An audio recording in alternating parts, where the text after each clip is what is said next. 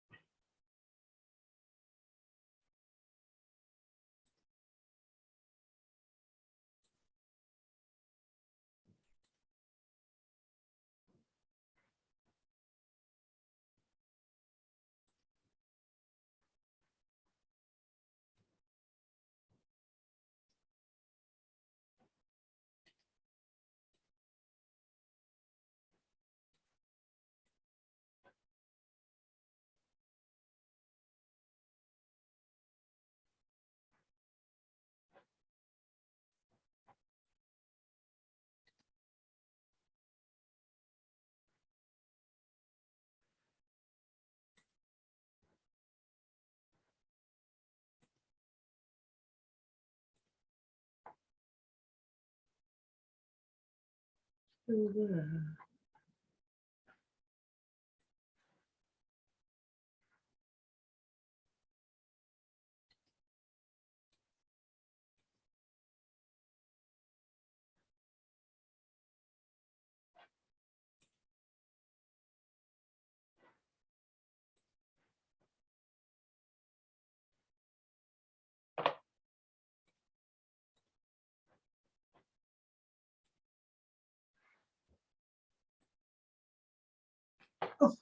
Yeah.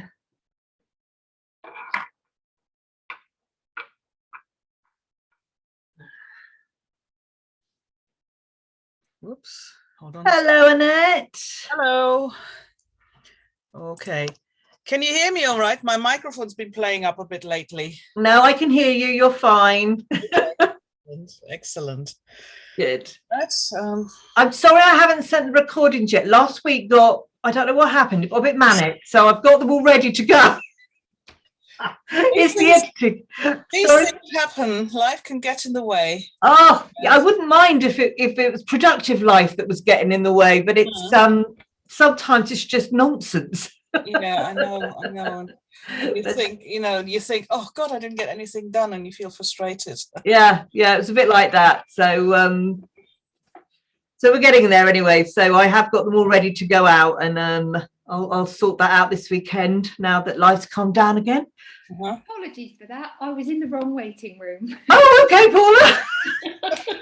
No, I have that many waiting rooms. No, I've got to speak to someone later on at 11 o'clock, and I'm like, where's Bev's lovely thing saying I'm off having a biscuit? I can't see that. I'm the only person here. She's always so prompt. And then I'm like, oh no, I'm waiting for someone that's not going to be there till 11 o'clock. No, it's a long wait.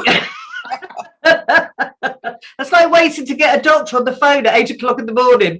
Oh yeah, you're waiting at just at 8, and that's like everybody does. As soon as you go, and then it's like, yeah, you're number 37 in the queue. Do you know what? I wouldn't mind, but I have to go into my surgery to get my regular medication. Yeah. So I'm stood by the pharmacy, and the receptionist is literally 2 steps away.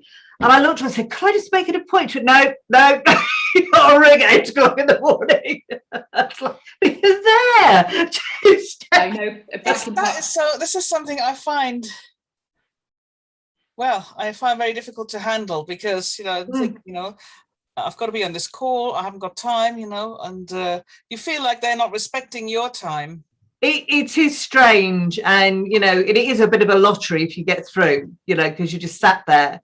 And I don't have time to sit there for, I don't know how long you're supposed to sit there till they come back and go, no, all full up, ring again tomorrow.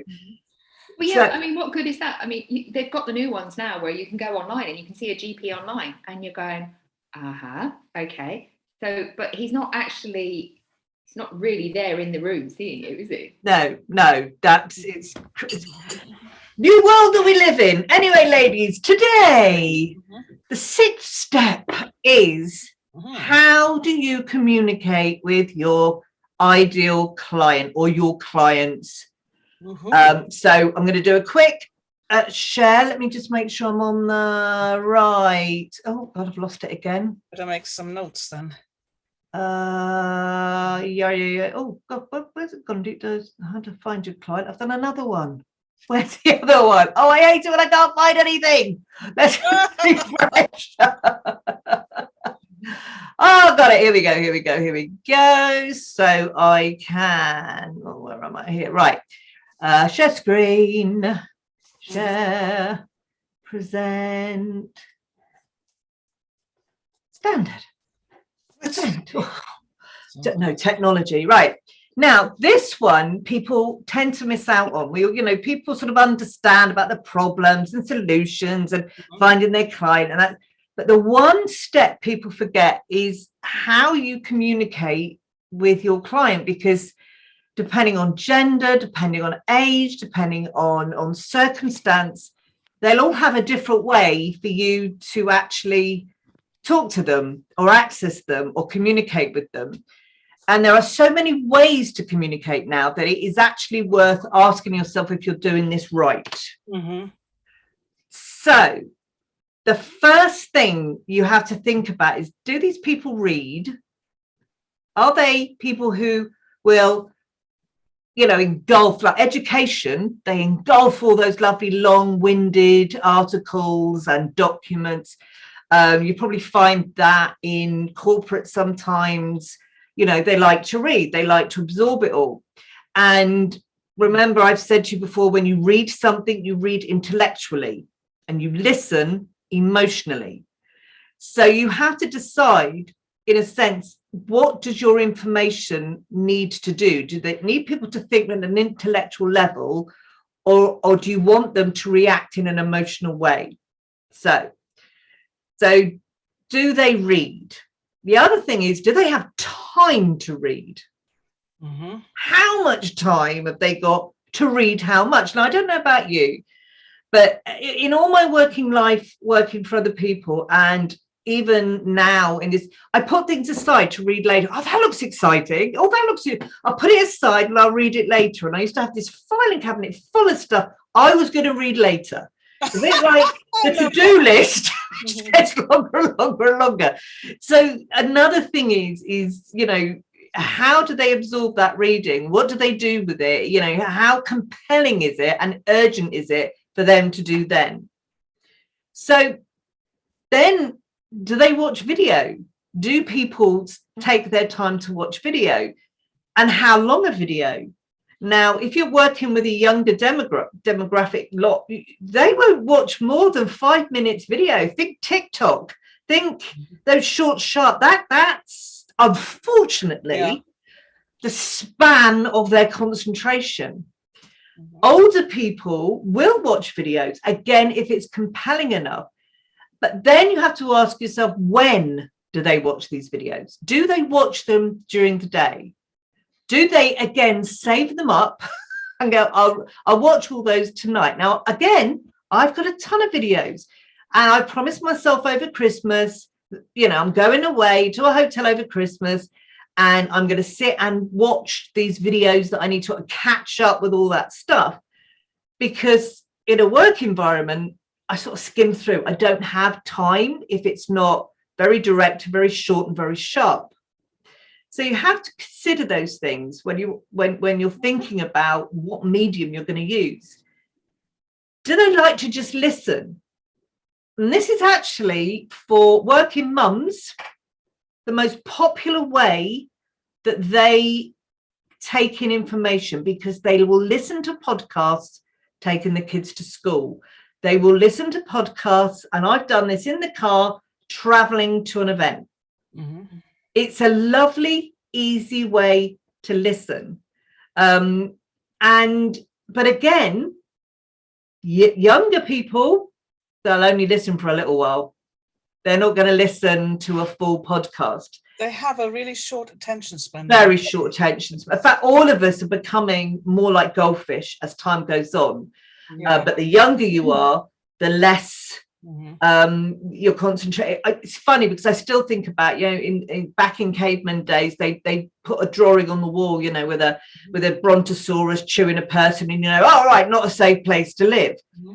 That was what they did. Now we have Instagram with one picture telling them everything they need to know, and that we've done this full circle of, you know, writing books and telling stories and explanation, to now it's what is the simplest, easiest, quickest way to get that information into someone's head. So again, you have to look at your age rate, and you have to look at what's going on in their day. Do they have the time? And then you have to think, well, do they want it formally or informally? Do they want something that's a cartoon but they can laugh at and get? Mm-hmm. Do they want something like TikTok, where it's really, oh, look at me, I've skateboarded and fell in a pond, ha ha ha, I'm an internet sensation overnight? Or are they people that want it very formal? Do they want it set out in a way that goes, right, bullet point, da da da da da, got it, you know, in a presentation type style, or an article style, newspaper style? You know, I read the news online and I skim, but again, I know people, older people, that will buy their newspaper and sit and read it.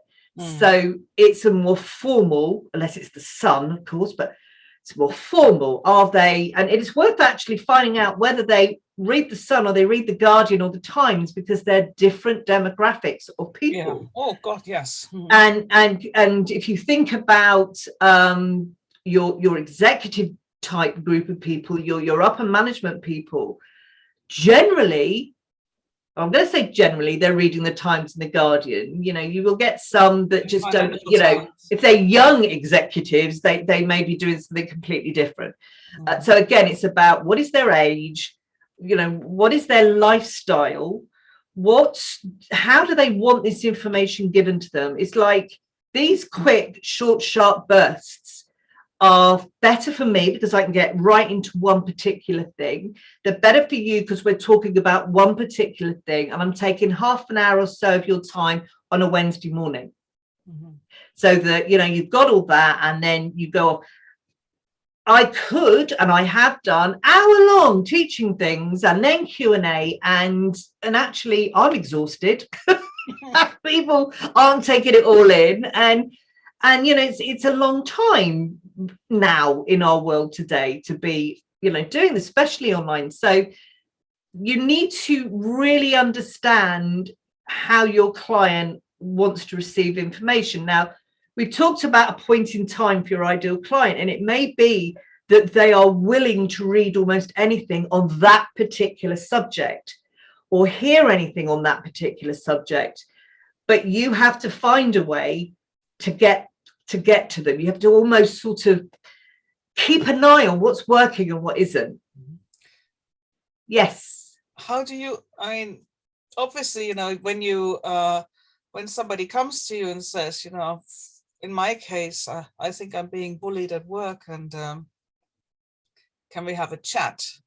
Then yes, and obviously I will find out, well, what's going on for them at work, and whether we are a good fit for each other to work, and I will point that out right at the beginning.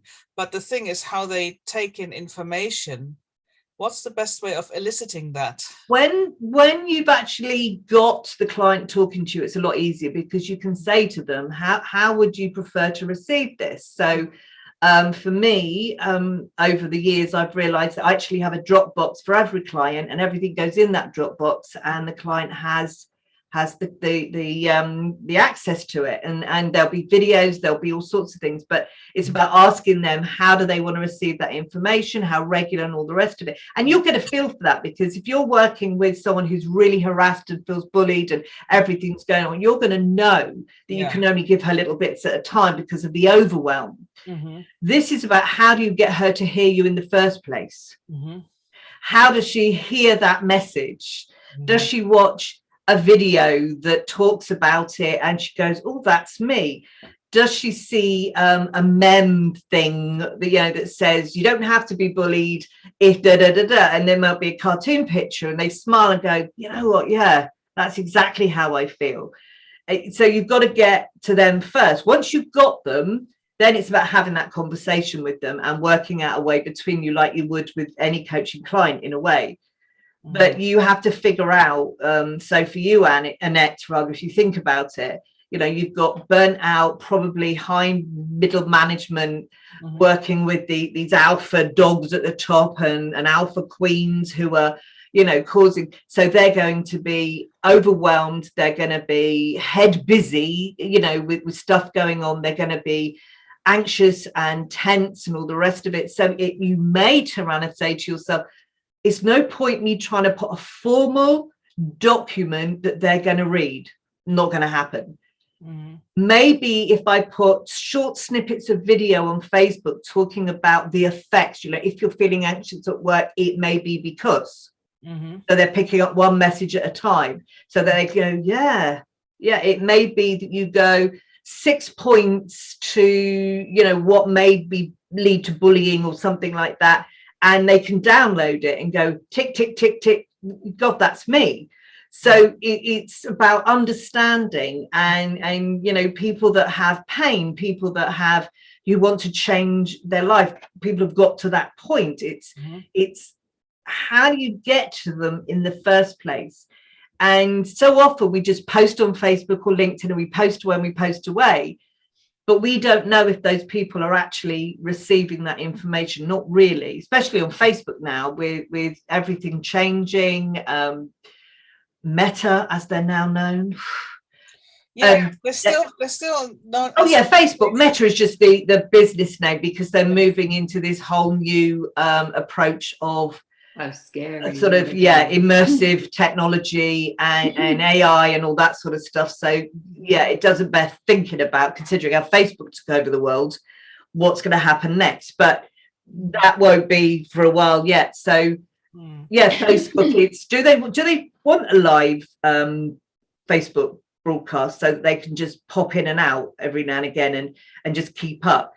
Are they likely to jump straight in, or is this going to be a slow pull for them? So video, maybe do an interview with somebody who's been in that situation and come out of it the other end, like with one of your clients. Make it less formal for some people, because certainly in the executive world, the whole world is formal, and when they're out of it, they may respond better to something informally, something a bit jokey, something a bit that they can laugh at it and go, and it's safe and it's not scary. So you really have to ask yourself that, and then look at how you're posting. And the other thing is on all of the platforms, you'll get those insights. Just check what gets more engagement or more clicks than anything else. So if you put a video, just keep an eye on the video. And if you put a post up, keep an eye on that and see which one does better than the other one. And you'll begin to see which one people respond to better. And then you can really put a strategy together around that. So I find that a video I did several months ago is suddenly getting traction on LinkedIn. Yeah. I did this sort of pretty much towards, I think it was sort of like last spring.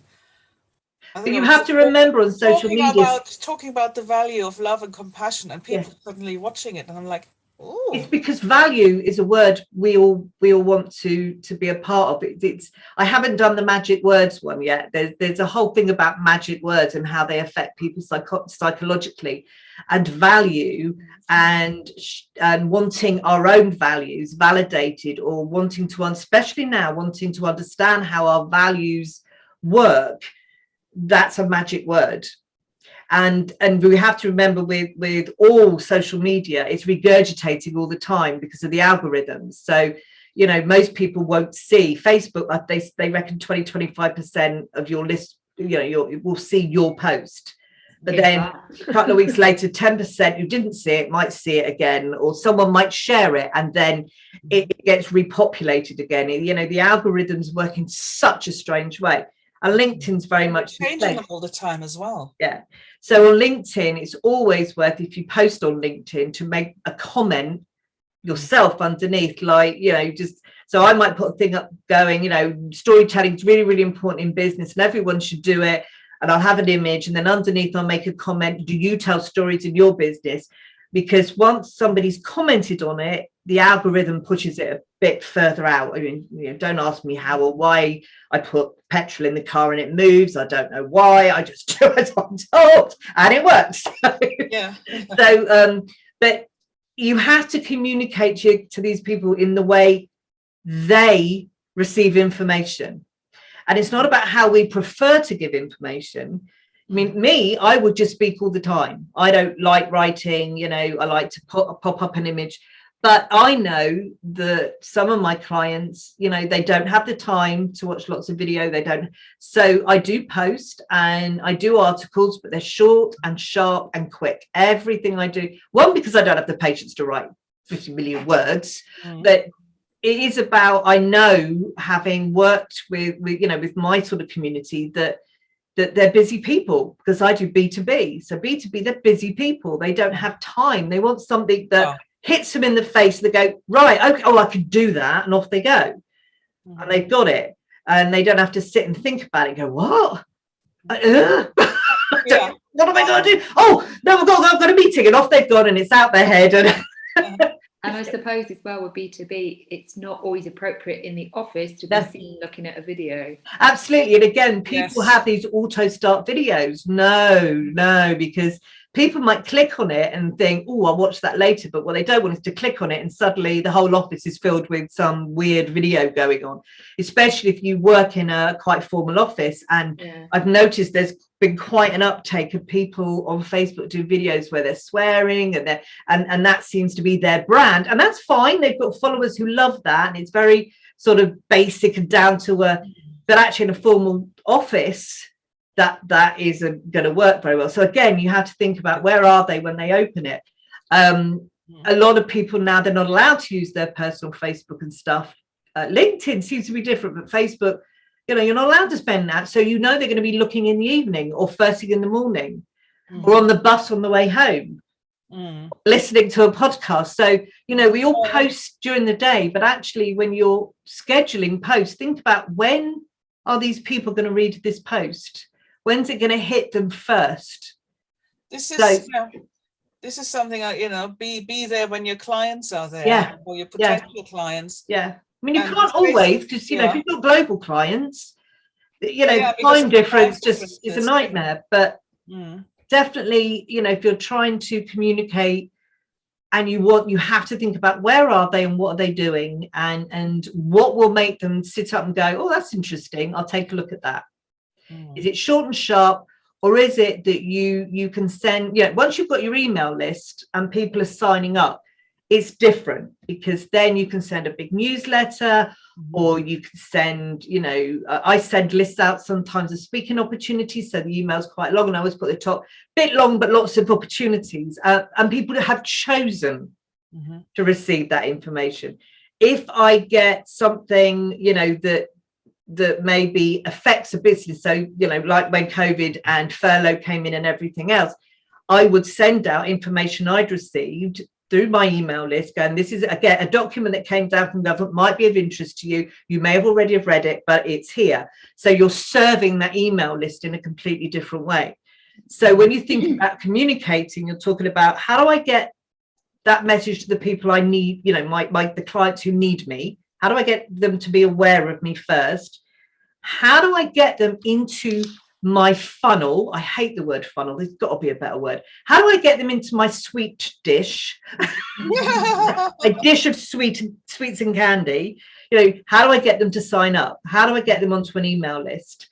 What can I offer them that they need? And I've got a list actually, and I was just saying, Paul, I apologise for not getting everything done last week, like the replays and stuff. But last week suddenly went manic, and it was nonsense manic. When I download it, sometimes it seems to be quite a long file. I don't know, because it's video probably. And don't worry about it. I'm going to put it in somewhere where you can actually, if you want to, watch it. But there's also a list there of how, email ways of getting people onto your email list. That's what they call the buy-ins, so things like a 6-point list of, or a 10 ways to stop the bullying. Is it on your website? Yes. Sign up your email. I'll have to have a look at that. Yeah, it's in the free one in the documents. There's a list of various things and stuff. So getting them onto your email list, the list is where the money is, and a lot of marketing people say, oh no, you don't need a list anymore, you can do it on Facebook, you can do it here. Some people can, kudos to them if they can. Me, I like the email list, because then it's mine. Facebook can't shut me out, they can't hack it, I don't have weird stuff going on, and I get to choose. Knowing who's on that list, they get to choose as well what they want. So I have my list segmented. So those people who want to know about events, some people just want to know about what courses are coming up, and I can email them quite happily. And I know that they'll open it more than likely than if they have to go find a post. So I personally believe that having that list is a gold mine. Yeah, and you hear people going on about their million list. Can I ask you which system you use for email lists? I personally, at the moment, am using Zoho, but I'm looking around. Most people use MailChimp as a freebie. No, I wouldn't go near MailChimp. I hate MailChimp. MailChimp is a pain in the arse. Yeah, I'm hearing differing opinions about MailChimp, and there's another one, something. Oh, God. Flowdesk is easy. Yeah, Aweber, Connect. There's my suggestion to you. Most of them do a free version. Most of them do. And at this stage, you're not looking to set up flows. You're probably not even looking to set up automations. You're not got 27 emails going out, depending on how people, even I can't do that. But what you can do, test them. Yeah. And people always, I've probably signed up for every single one of them that I've tested and gone, this one's nice and easy. And what do you want it to do? I want videos in my email list. So I I went through till I found one where I could put video in as well, and it played in the email, and it didn't take them to YouTube. Oh yeah, that's interesting because it will Right. normally Yeah, upload it. Paula, does yours allow you to do videos? Because I think I'd like to have I'm them. just thinking that myself. I'm going to have a look Yeah. because I haven't done it this week, this month. I've been remiss and because my head's been other places. But I did with Mailchimp, and it took me ages to get an attachment to it with a lead. Yeah. I hate Mailchimp. I really do. There are others, and if you just put in email marketing platform, you'll get a whole list. Just test them. Aweber is a lovely, that's probably the one that's been around the longest and the one people use the most. And they are now doing a free version because they were always you had to pay for. And that's really easy. And they have a calendar that shows you when posts are going out and things like that. So you can see, when your emails are going out. So you can set your emails to go out at a particular day or a time rather than now. You can schedule and things like that. So just check them out and have a look because they're the people they're your warm leads. They're the people who are interested in what you've got to say. They're the people who have said, yeah, I wouldn't mind receiving some of that, every month. And the thing with email is everybody talks about consistency. Well, I am consistently inconsistent. Oh, high five you, that's me. And I actually put, on my things, sign up and you'll get a newsletter, whatever, every month ish. And I make a joke out of the fact that they're not going to get it a lot. Well, sometimes you get one every week, and I just think, oh no. And so every week. So use your branding, use your personality. Yeah. And I say, and they stay. And, I have a sort of 50 to 60% open rate. And the other thing to remember is I cull my group. I only have just under 500 people on my list, but they're people who stay on the list. We all, the beginning of all this, we all went, got to get everybody on this. Everybody has these thousands and thousands of people on their list. My question is, are they active or are they just, So when you think about how you get people on that list, the freebie, make it appropriate to what you do. Some people give away the weirdest things. So that's great. I want that. But it has nothing to do with what they do. So I never actually engage with the business again. I've just managed to get a list of something, go, yeah, that's quite useful. So, engaging with your group is about giving them what they need, giving them those little tidbits, those little things that they can think about. It's like slowly pulling that fish in, so that the line doesn't break. And for you, Annette, it's a lovely, safe way for people to begin to have some conversations about whether their anxiety is bullying or whether it's just them and lack of confidence or something else. Yeah, that is exactly it, because people obviously don't want to come forward to say, oh, yeah, this is happening to me. I mean, I'm now quite happy to talk about, yes, this happened to me. And that is the reason why absolutely. I want to give you that service. Yeah, and then I want it to be relatable. And if you've got then B2C and B2B, so if you're talking about the people who work, and then you also want to do something with the businesses themselves to help them overcome, to understand what may be going on, and to keep their staff healthy and things like that. You just have two different sorts of opt-ins. You have one opt-in that goes, that says 7 signs you might be being, 7 signs that may be contributing to your anxiety, say. So when they download it and then at the end, you put something like this may be due to bullying or whatever, because they've downloaded it's private to them. But on the other side, you may have 7 ways to see if you've got a healthy work staff, 7 ways to stop, to alleviate staff sick days. Or so you've got 2 different groups and you email them different things. Yeah. But you can do all that on the same email platform because you just set up 2 forms, 2 different, and what you do is you tag or segment them or a list. They're all the same. Basically, you have a list in different things. So I have a list for my clients. I have a list for deep this. I can talk. I have a list for people in events. So when I go in, I might be going, I just want to let people know that there's an event coming up, or I just need to or I just go everybody. It's a general email to everybody, and I send it out, and it's a bit of a newsletter. It's a bit of, this is going on, and before you go onto a stage to speak, do not drink cold water because it tightens your vocal cords. The amount of people who said to me, I never thought of that, because they just have ice cold water. It's like, yeah, well, it tightens. If you tighten your vocal cords, that's what the cold does. Drink lukewarm water, keep it. I go, oh. So it's little things like that that people don't think about because they're not the experts, you are. So, and it may be for you, Annette, you know, you might send something out. Little tip, if you've got to go and talk to your line manager and you get anxious, take a breath, think about the thing you want to say or the report. And you just give them this little bit of stuff that they can use that works, that they go, well, if that worked, maybe then the rest, I can talk to her about the rest of it. Does that make sense? Yeah. So start off an email list of giving one or two very simple tips that they can alleviate, to feel more confident at work, absolutely, because you want them on that list, because that's where you start the conversation, and that's where you begin to learn how they receive information. And you can do, you know, every now and again ask someone out with a, would you like me to do another podcast series, or you're all burnt out, yes or no? And if I get, oh, that'll be great, I go, right, okay. So I can use them as a sort of yardstick on what I may or may not do. And some people I don't hear from, but they don't unsubscribe, and you can tell if they've opened it or not. Obviously on some of the free ones you get less sort of things you can do, but at this stage really you just want to get them on the list and then send them a newsletter or an email or whatever every month or so, you know, when something comes up. Did you find setting a podcast up easy? Setting up a podcast is the easiest thing in the world. The hardest thing is getting guests.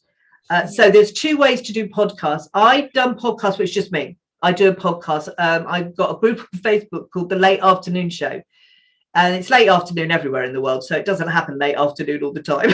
That's my excuse. And every now and again, I'll do a podcast and I'll just talk about stuff that's come up. I'll tell them, you know, oh, I was sat on a bus and this happened, and then more like little stories around speaking, you know, and this woman was trying to get the attention of the kids and the kids weren't listening. And I relate it back to when I remember when I was doing, you know, a speaking thing and no one was listening and I was getting so I do those sorts of things. And then the other side is I do interview type, but I don't do those. You know, some people it's every week or every month. That is exhausting. So I do, say, 12. I do a series of them around a particular topic. And I do them on video because then I can put the MP3 in my podcast thing. I can put the transcription as an article on LinkedIn, and then I can pull out bits to use for posting. So on video, 20 bits. Pardon? Were you going to show us how to? I am going to show you how to repurpose content and stuff. So we'll do that next week because so yes, because it's really important once you understand that you don't get overwhelmed with content, but actually one thing can create more content than you think about. And then it's about how do you schedule that content to go out at different times and so that when you're having a bad day, it's still going. So questions to ask yourself. How much time does my client have? Huge question. That will determine how you communicate with them. So if you're communicating with elderly people who have decided to write a book, they've got lots of time. They have lots of time to sit and read. They love to read, you know, they want information, they want, you know, all of this. And people often say, you know, well, the elderly don't. Sometimes the elderly are more au fait with online than some kids, because a lot of them start these things. They join Facebook to stay in touch with relatives. You know, for me, I have my Facebook, I have a secret group, a family group, that we all use that to communicate on Facebook, because it gets to a point where there's so much rubbish on Facebook that we're all going, no, I don't even know if you're seeing it. So we set up, so I use my personal Facebook page for business in a very subtle way. And I use my secret family group for sharing those stupid videos, stupid pictures. Going, oh, by the way, it's, you know, it's a carol singing, the kids are carol singing, whatever it might be. And that's how we communicate in that secret group, because you can get away with quite a bit on Facebook on your personal profile, to be fair. And most people that have joined your group will then want to friend you on Facebook. So you've got them in both places, you know, so that's the thing. And then what would be there? Oh, I spelled there wrong. EIR. Hubby usually watches over my shoulder. He's the pronunciation or what the thingy king, and he'll go, apostrophe there. Where? That's the wrong. Ooh. So what's their usual way to communicate? If it's kids, video, short, sharp, TikTok, they're on there. They're on those, you know, gaming platforms that have forums, and TikTok was a gaming platform originally.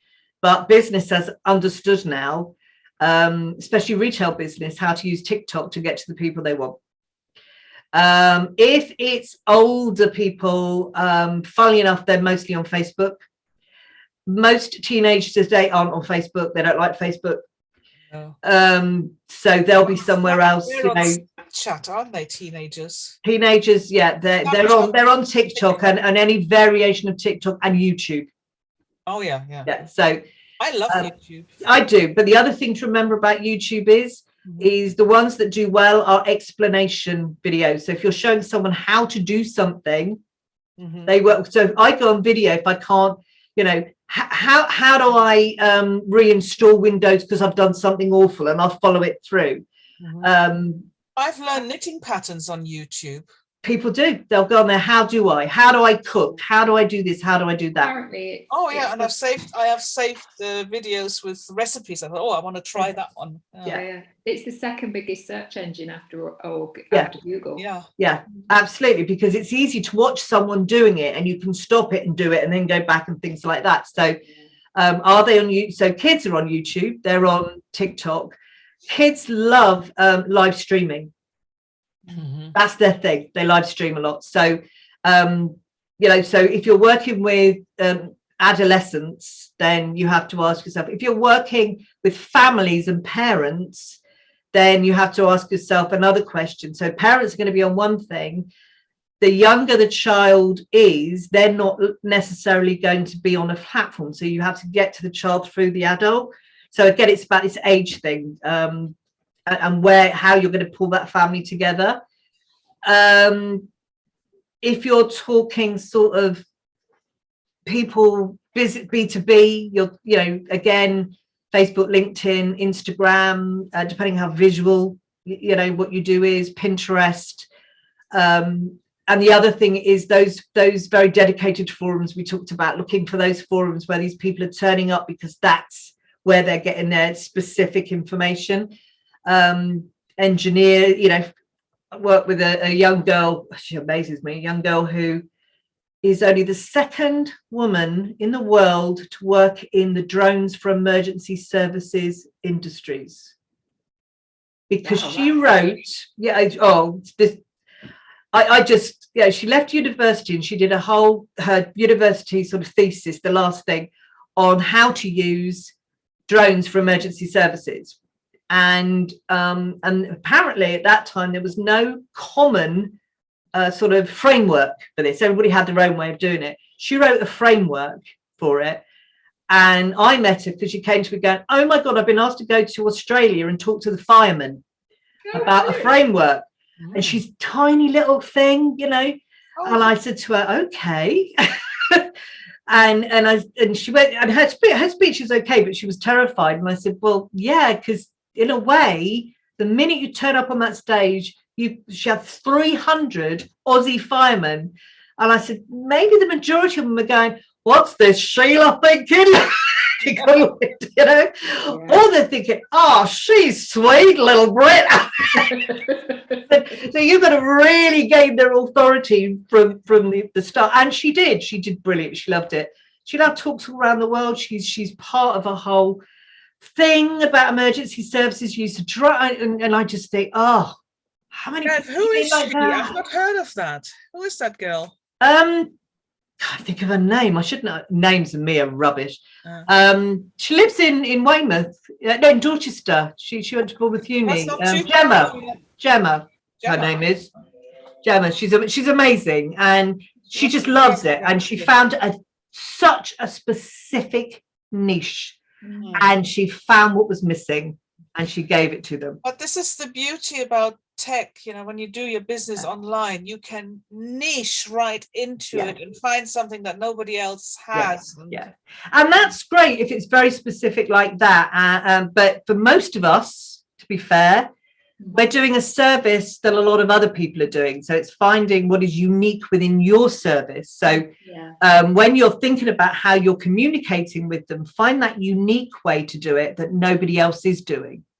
So for me, I decided forums, direct forums, those networks where people meeting directly. I looked at forums last week after our talk. And, so I've looked at forums certainly for administrators, PAs. I couldn't find any. I don't know. I looked on Bing. Maybe I should try Google, because Bing. I would try Google. I'm not overly impressed with Bing. Okay. Well, I've got a whole list of networks globally that do various different things. So I'll make sure that's up on the website. I can't remember if I put it up or not. Because when I did my research, I was doing it not just for me, but for clients. So I ended up with this list of various platforms and networks and things around the globe that will maybe worth your while looking at. And then there's certainly a lot of UK ones. So again, then ask yourself, you know, do they want it fun or formal? Do they need? And again, that'll depend on their age. It will depend on their background, and it will depend on their temperament, to be fair. You know, if someone's working constantly with paperwork all day and this form, they may want, when they get home, something a bit more fun and light-hearted way of raising something. You know, for instance, you know, if they come home in pain because that's what work does for them, because they've got the wrong chair, or you know, they suffer from long-term pain, you know, they might enjoy a bit of a comic relief of, you know, this is how you feel now, you know, with the big and then the little fluffy chicken going, but you could be like this if. And they might appreciate that light-hearted look at it, rather than the, you know, this has happened and it's awful. Well, as soon as funds allow, because one thing I want to also add to what I do is I want to become a laughter yoga facility. Oh yes, a laughter yoga. If people, you know, certainly people who are in this always on fight or flight, they can have some relief, because, you know, with laughter and just no particular reason at all, because I know a couple of people who do that laughter stuff. It's fascinating. I met someone recently who does it, and I had done it. I've actually done it, you know, attended a laughter yoga session at a Mind, Body and Spirit show where I went to, and it was brilliant. It's worth. So again, you know, that's about fun, and actually maybe they do want to come home from work and do an online laughter yoga thing, because it will just relieve their tension. And then, do they have a variety of ways to learn new things? So, you know, we talk about this. Some people like to read. Some people learn better if it's, you know, they're watching it. We all have our different. Personally, it depends on the time of day. It depends on how I'm feeling, the different ways I learn stuff. So, you know, there isn't a set pattern for me. You know, sometimes I watch a video because the video is really engaging. Sometimes I'll read an article because it is very specific to what I'm learning that day. The next day I might go, I can't read an article, I'll just watch the video. So depending on everything, it's do you have a variety of ways of getting this information to them? And then part of that strategy is about, does one work better than the other at any time? And to do that, you need a good 3 months to look at the insights to see what's really a matter of experimenting, isn't it? Yeah, it's always worth experimenting. And the other thing is, never be afraid to go, well, that doesn't work, I'll try it another way. And again, when we look at repurposing content, you can repurpose the same content in different ways. I've got loads of stuff on Trello. So people will get it in different ways. So it's not like you're doing, I've recorded a video, now I'm going to do a different podcast, now I'm going to do a different article, and now I'm going to do, it's about saying, actually, no, use the same information, just put it out in different ways. So people have all different ways to get at it. It's interesting you say that, because I'm just thinking that of a morning, if I go out for a walk, I like to listen to a podcast. Yeah. If I'm doing some ironing or something like that, then I listen to a video. Yeah. Of an evening, I like to read a book. Yeah. Different times, different, we have different moods.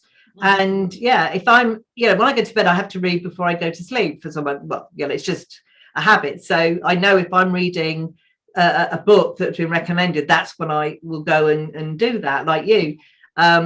I actually, podcasts for me, I love podcasts, but they have to be 15 minutes tops, very specific. When it gets too long, I'm lost. I'm a visual girl. Video works for me at, midday. I'll sit and watch videos. It's how you do it. Yeah, but again, I have to remember this isn't about how I receive information. I have to constantly check in with how other people. But again, as I say, I know all the people I work with, and my clients and those I'm trying to attract are busy people. So they don't want an hour and a half video. They don't want. So that's the way I choose to work. And actually, in a way, what I'm saying to my ideal clients are, if you want to work with short, sharp, quick bits that you can take away and use and make use of, I'm your girl. Yeah. If you just want to pop in and read a load of books and get bored, I'm not the person you want to come to. I'm quick and I'm fast. So again, it also then will determine the people you want to work with. Yeah, and then they're going to be a match for you, aren't they? Yeah. Because you're doing what it says on the tin, as it were, and it's just like, I get you, I know you. Yeah. And if they don't like the way I work, I don't take it personally. It's just I'm not the right coach for them. They need somebody else who may be, just may deliver in a different way. We all have, I met a few people and I've gone, I wouldn't work with you. I wouldn't work. Oh yeah, I work with you. Same stuff. Like when we're looking for a mentor, you have to sort of engage and relate to them and everything else. So I never take it personally. And I've been known to sack people because I was being paid £3,000 a month by one girl. Drove me insane. It was a project management thing. I don't know why I got roped into doing it. And she never understood any of it. She didn't quite get what was going on. Then she changed her mind. And in the end, I went, darling, I'm not the right person. This isn't going to work for us. And you're lovely. You need to go and find someone who'll get you. Yeah. Because all that's happening is I'm getting anxious every time I come up because you've changed the parameters or you've decided it's different or you have to do that for your own, drove me. If she'd have been in the room, I'd have smacked her. I swear. Make up your mind. That wouldn't have done your fibro any good. It's like, no, you need somebody else with more patience. I'm not your so think about all those things.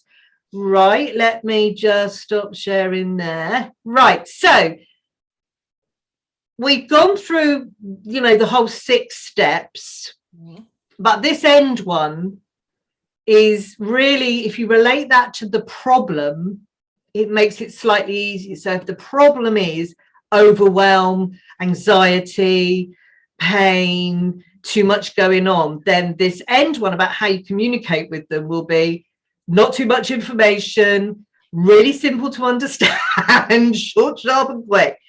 So the two sort of go hand in hand.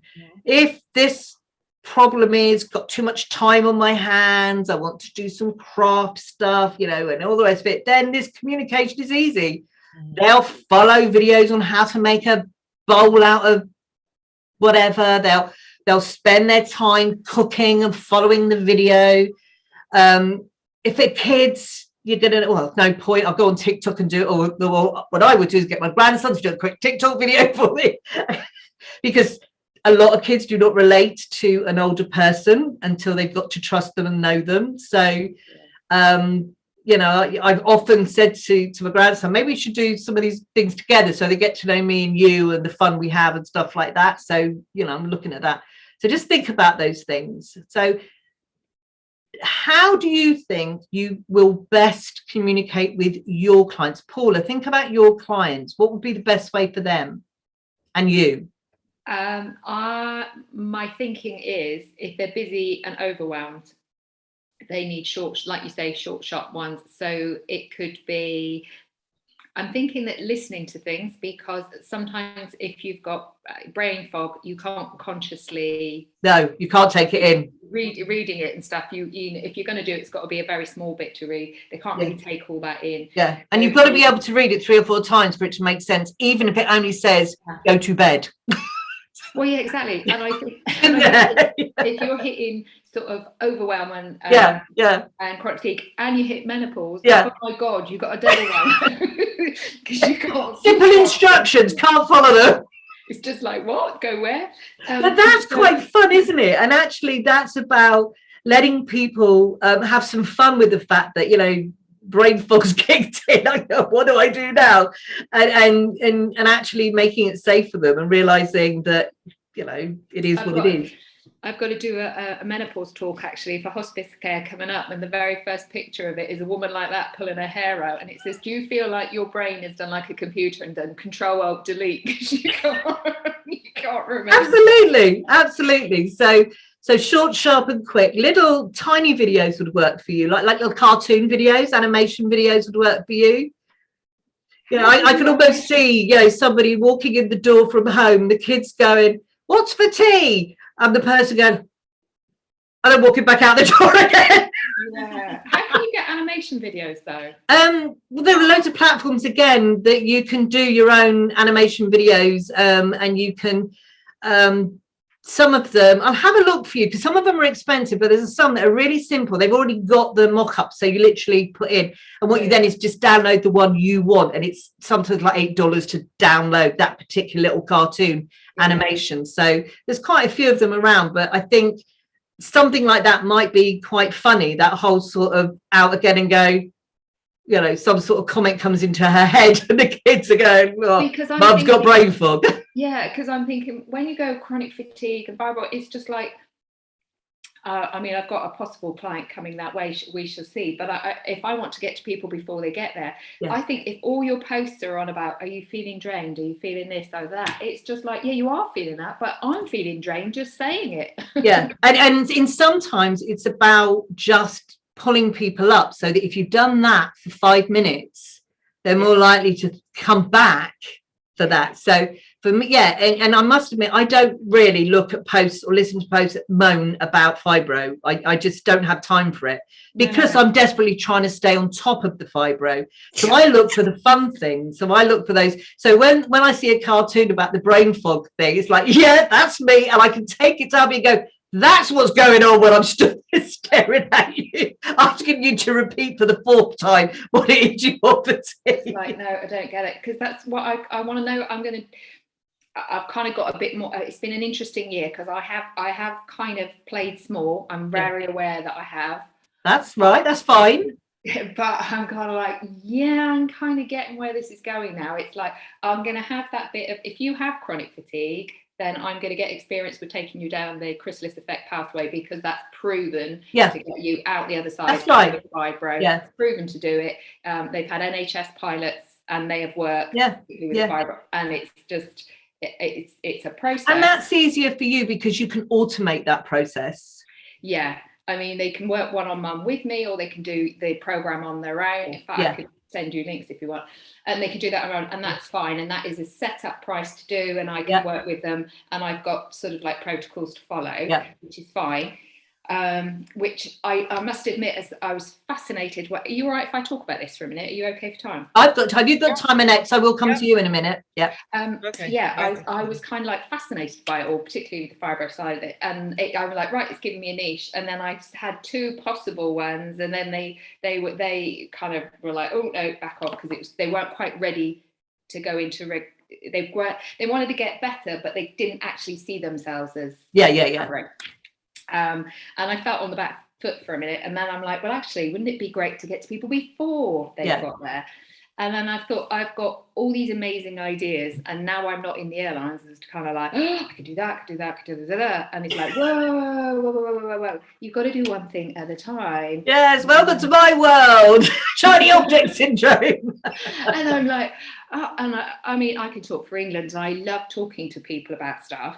And it's just like, well, why don't you play to your strengths? Which is what I was saying to you about doing a podcast. Yes. People go, I understand you. Yes. And I'm like, right, I need to be able to do this. I suppose it's that kind of, I have a techno fear. Well, When no, I've done it, I'm like, podcasts are really easy, and we'll look at that another time about if you want to do that. That's relatively easy, and I think it's just what people forget is though to have a strategy for that podcast. How long is it going to be? What's the key message? Who am I going to talk to? What's the flavor of it for people? Is it going to be some fun and some tips and that sort of thing? So we can talk about that whole podcasting thing, because it is it's a noisy world. It really is. Yeah. So again, and the other thing is about when you say playing to your strengths, do one or two things really well, and don't try to do everything, because in a way it needs to be effortless, because then you're in the flow with it. It's effortless. And when it's like that, the people will be drawn to it, because they'll hear that, they'll hear themselves, and they'll be the people who want to work with you and you want to work with them. That resonance, the energy will combine. Yeah, that's what I'm thinking of, that, which is why I might be coming to speak to you soon. Okay, no, well, we can talk about that. Yeah. If I go down the sort of well-being route, particularly because well-being is so buzzword in the Be careful of these titles, because you remember when we talked about the problem and the solution? Wellness is just a word for everything. In a sense, when people talk to me about fibro, I can't cure the fibro, but if someone said about the chronic pain or the brain fog, is this the symptoms within the fibro?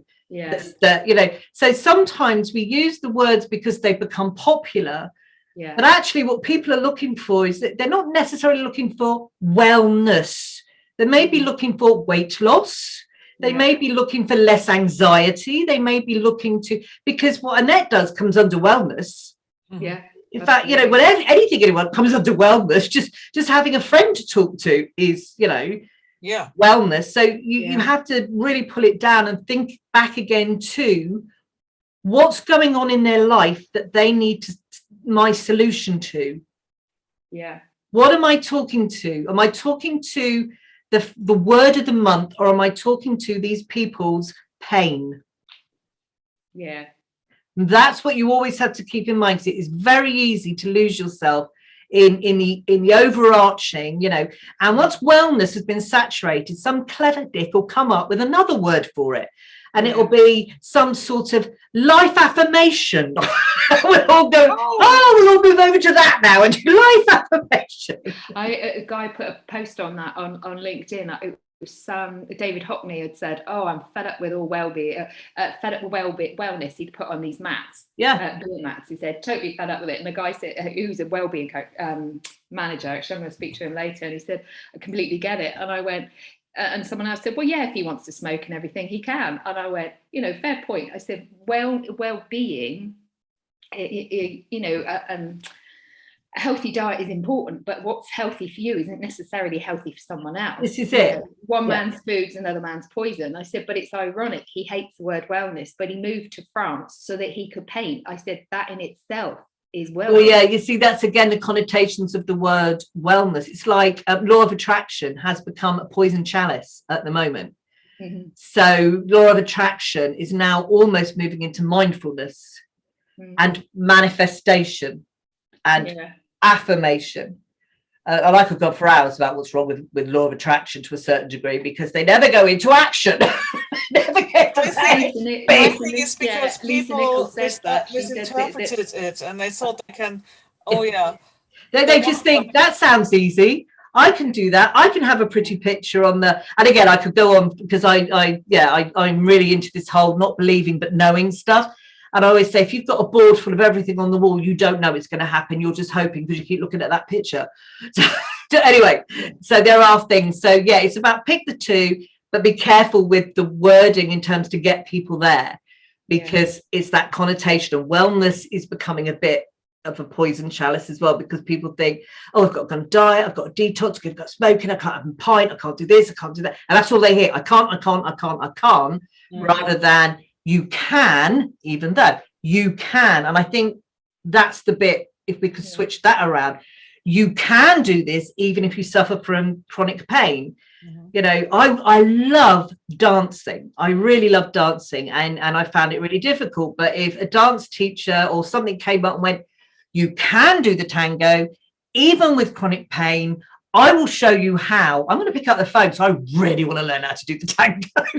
You know, it's all about reframing things, isn't it? Reframing into our heads that goes, we Yeah. can, you know. So again, magic words. Oh, don't get me started on magic words and magic sentences. We will do that after we've done content. Annette, how are you going to communicate with your lovely audience? I'm sitting here and my brain is going around. What I do. Yeah, I think I will. I have been posting. I quite often sort of put questions on Facebook, you know, Yes. just saying, you know, how I've just done one and I need to go back and see what my Have you done a poll on Facebook, like the question of how much anxiety is caused by work, home, don't know? I haven't done one, but Try one of those, because then people look at it and it's a simple click. Mhm. So and then you get a list of the people that have clicked on the yes for the work one, and then you can actually go to their Facebook page and send them a message going, oh, I noticed you know, have you thought of this? So you can follow that through. So sometimes a poll on Facebook and LinkedIn, well, although LinkedIn now they're overdone with bloody polls, but that sometimes is even better than the question, you know. So yes, I suffer from anxiety. No, it's not work, it's home. Or I don't know. Or yes, it's definitely work. and then you can follow them. The question I've put on is, do you or have you ever had imposter syndrome? How could you reframe that question into a poll? Because that's a yes or no. How does imposter syndrome, or how does the mind monkeys, again, how many people understand what imposter syndrome actually means if they're not in business? Mind monkeys is you know, is another one. So, or the chattering in the mind that tells you you can't. So it's again about that language you're using.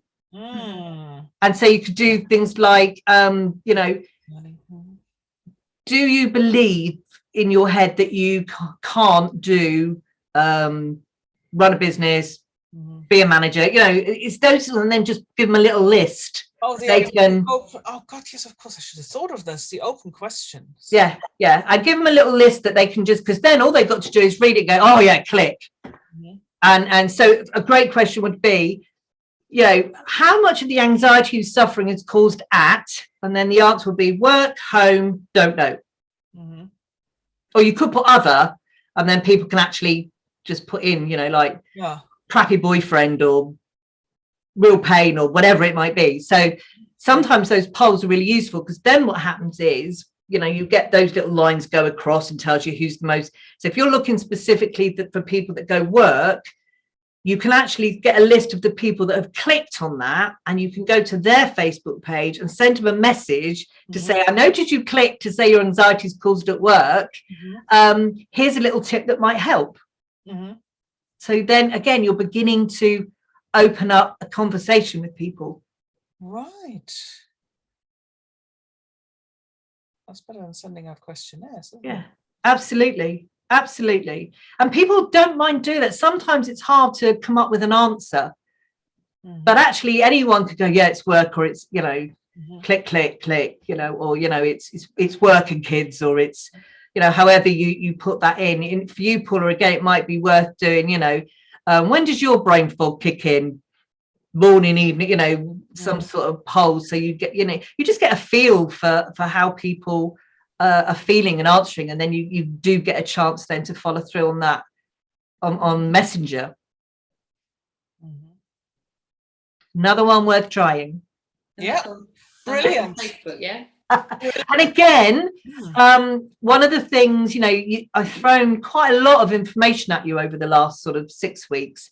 It is about a strategy. It's about looking at those questions and and then putting your strategy together. So if you, Paul, you might go, okay, I now know where people are at when they need me, and they need me before they get to there. That, you know, so that's where I'm aiming at.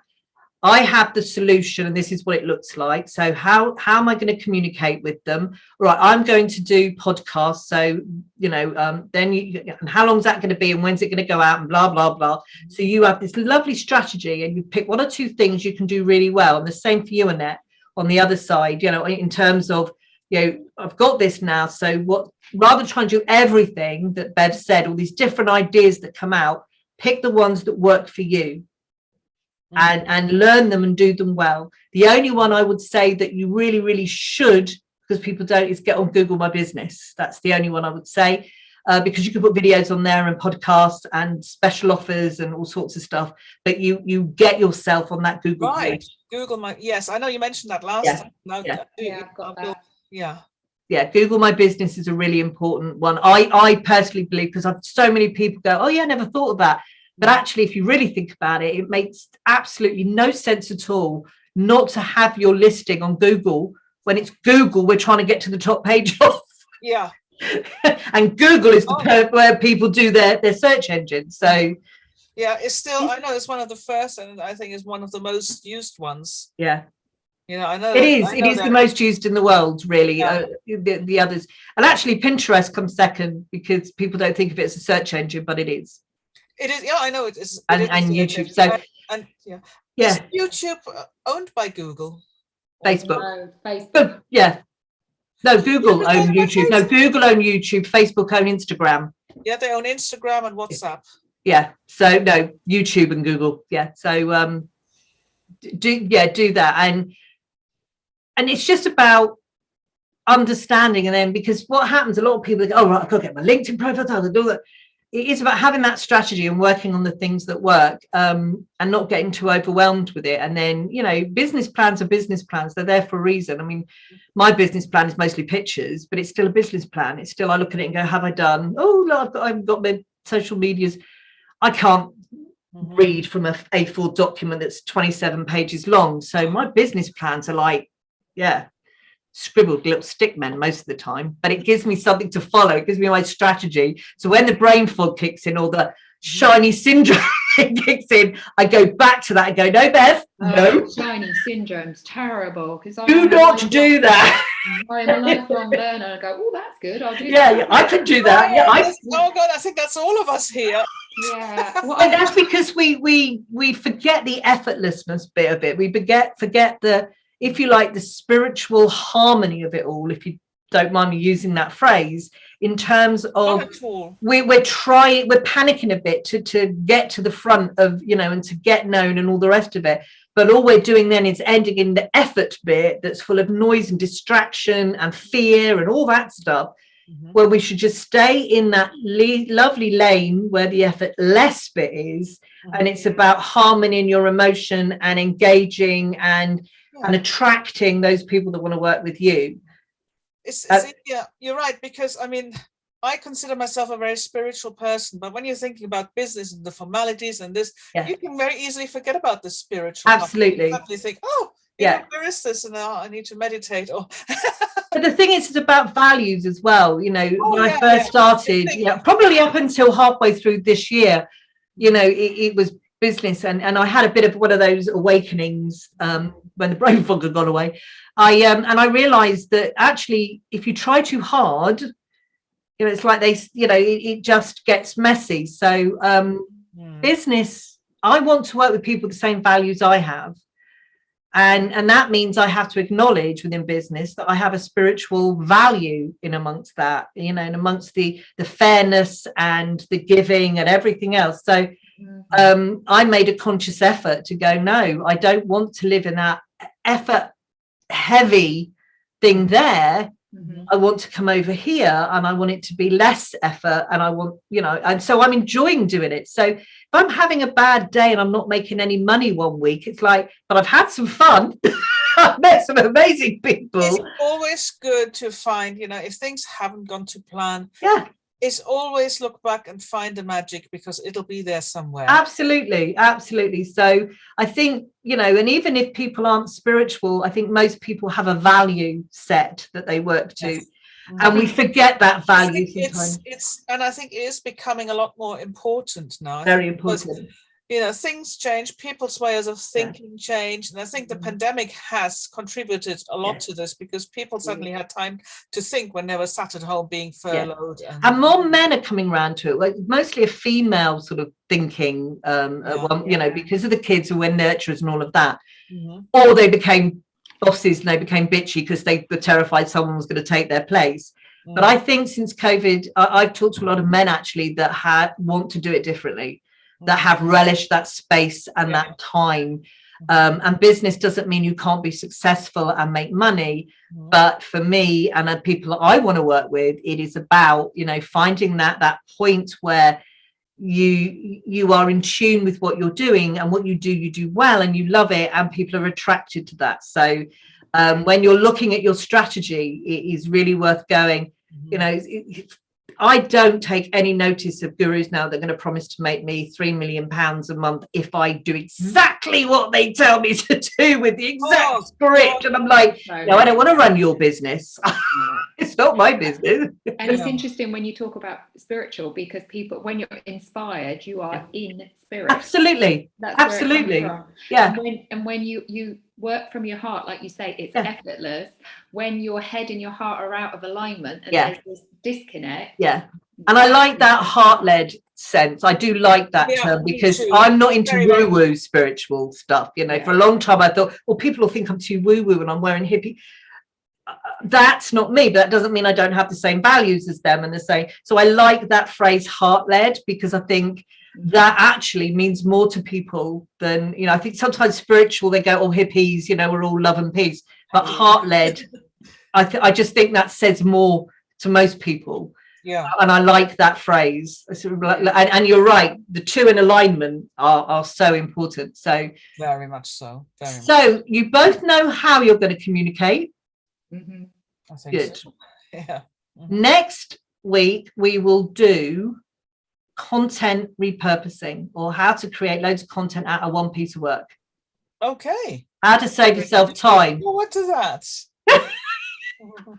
Yeah. As we get a bit closer to Christmas, we'll talk about how you use that content to wish everybody happy Christmas. All right. I've got to do a talk at 11. No, that's week, so I will have to... No, that's good. Let's finish there. Yeah. And off you go. And what I'm going to try and do is put this all together into a sort of a workbook for you, so that you can follow through the workbook and make notes and that would be some of that stuff in there. So that's on my to-do list. I'm going to put an urgent by it. Okay. Thank you. Have a great week and weekend. Thanks for your time, Beth. Bye. Next week. Bye. Bye.